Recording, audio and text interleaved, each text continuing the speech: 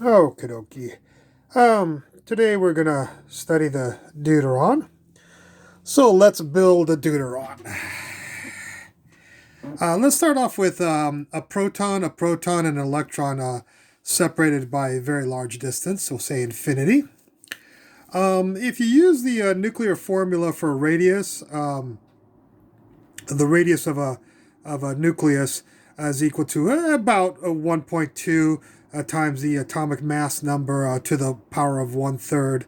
If we do it for the deuteron, the atomic mass number will be 2 since it's got two nucleons. So A will equal 2 in here.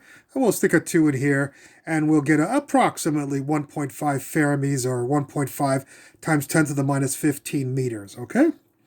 So for a deuteron, the radius should be about 1.5 times 10 to the minus 15 meters. Okie dokie. Let's construct a deuteron. How are we going to do that? We're going to take one of the protons and bring it real close, and take the other proton, bring it close, and the electron we'll put right in the middle so we can get a balanced static electrodynamic situation.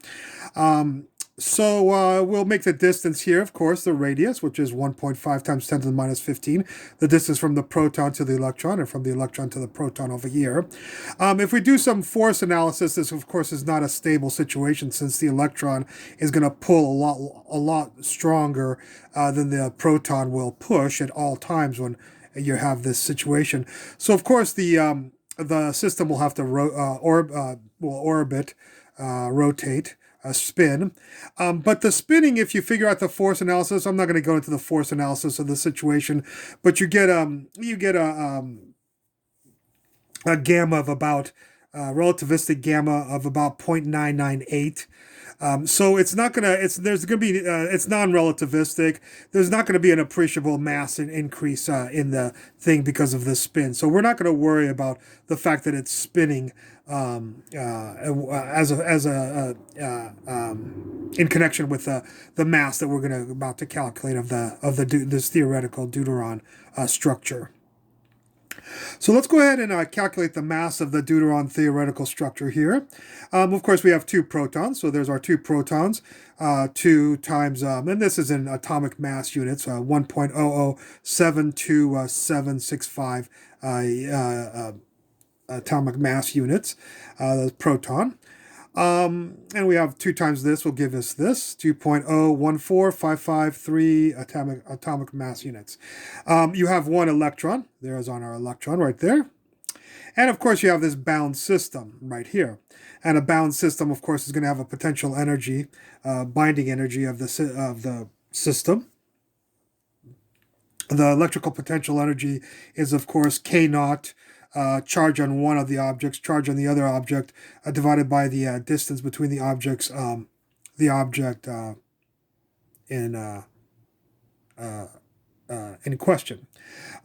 So of course you're going to have the potential energy between this and this. There's one, and then the potential energy between this and this. It's going to be identical. This and this and this and this. That'll make 2 of these types of potential energy interactions. That's why I have a 2 here, and here we have this. K naught, of course, is 9 times 10 to the ninth. Charge on the proton and the electron is 1.6 times 10 to the minus 19. One is protons positive, electrons negative, and of course the distance between this is 1.5 times 10 to the minus 15. So we have 2 of those interactions when you bring these structures together. And then you have the interaction between the proton and the proton. That's described over here. The positive and the negative, of course, charges will give you a negative value for this term.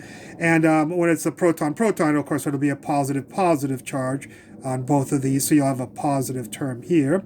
And you'll have K naught, which is 9 times 10 to the ninth. The charges on the 2 protons is the same, 1.6 times 10 to the minus 19 squared. And you'll have, of course, the distance between here and here is just 1 r.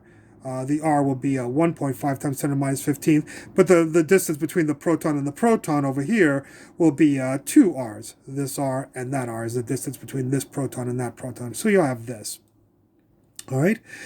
This is going to be, of course, in joules, so we'll need to convert that. An easy way to convert that is to do this. Just take the mass of the proton in atomic mass units divided by the mass of the proton in terms of kilograms, and then mass times c squared, of course, is energy right here, which is, this will be joules, which will cancel. This will be in atomic mass units right here. And so when you multiply all this stuff out, you should get about negative 0.00154 atomic mass units. Okay, so we have the two protons here. We have the mass of the electron, the mass of the two protons, the mass of the electron, and the binding energy of the system. In which case, this is the amount of energy it takes not to split deuteron up into a proton and a neutron. That takes 2.225 MeVs. This is the energy it takes to split up a deuteron into a proton and an electron at infinite distances. So be careful between that, and we'll discuss this binding energy later on. Okay, so we'll need to add this number, the two protons, the electron, the mass of the electron, the mass of the two protons, the mass of the electron, and the binding energy together. When we add these up and use a little bit more accurate numbers for the charge and so on, you will get a theoretical, for this structure, a theoretical mass of the deuteron of 2.013553 atomic mass units. The experimental is identically the same up to this significant figures. So we get the identical value given this theoretical structure. So it lends a little credence to this structure here. Of course, there is no nuclear physics whatsoever here except for this conversion factor over here. So it's kind of interesting that we did not talk about any strong forces between the proton and the protons or neutrons or what have you. Okay, we have no strong force whatsoever, only electrodynamic forces that give us the exact same theoretical and experimental mass of the deuteron. Okay, I will discuss this for people who are really bright and have already converted this into MeV and realize that it's 1.436 MeV, and they say, hey, that's not the binding energy of a deuteron, is not 1.4366 MeV, it's 2.225 MeV. Well, again, what I said before is this is the binding energy to break it up into a proton and electron and a proton split at infinite distances. This is the binding energy to split it up into a proton and neutron, and we'll go over that into a different lecture. That takes a little bit of different type of analysis to that. But this if you put this much energy into this system right here, you will tear apart the two protons and the electron into as far apart as you can where you started from at the beginning. Okay, so our theoretical and our experimental value for the mass of the deuteron was identical. Thank you very much for watching. I hope you liked the video. I look forward to any comments at the bottom. Bye.